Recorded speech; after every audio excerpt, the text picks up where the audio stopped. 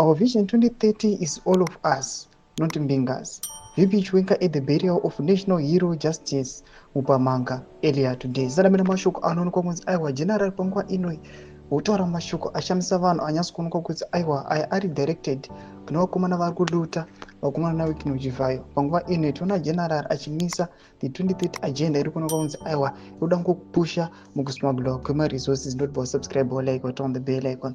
Tipinda panapa tiona this video aiwa iri kutendera pasocial media muchiona general vachimisa all these acts of corruption. Panapa tiona kuti vakomana vacho kumenda vachiti Zimbabwe vice president current acting president General Constantino Chiwenga is spoken out against corruption. Tenderpreneurs commonly refers to as Mbinga in Zimbabwe.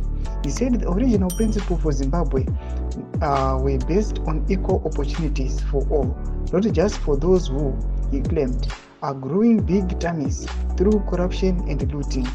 Zimbabwe is gone for 3 years without a single functioning radiotherapy cancer treatment machine. It has only one maternity theatre, built in 1977, and its largest hospital resulting in 2.5 women dying every year during childbirth. Companies are shutting down and it has the highest inflation in the world and 95% unemployment rate. Chiwenga said that looters are involved in fancied looting and consumerism like hyenas.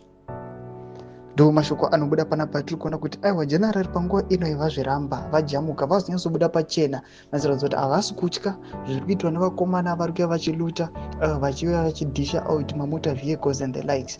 Panapa ari ngoda zvinhu zviti straight zviti transparent zvatiri kuona kuti akunyatso kushowa decide kuti aiwa ari against vakomana vari kupusha aiwa for 2030 iri kuonekwa kunzi aiwa this agenda iri ngori yekuenda against macitizens. Tudze mafungiro enyu munoti kudii pamusoro pethis rise yajenari yatiri kuona kuti macitizens ikoko kunational heroes vana vakuimba vachiti siyanai naye Chiwenga aiwa nziyo yamuzuva inosimboimbwa nevanhu vachinzi siyanai naye chichamisa but panguva inoi yakuimbirwa general.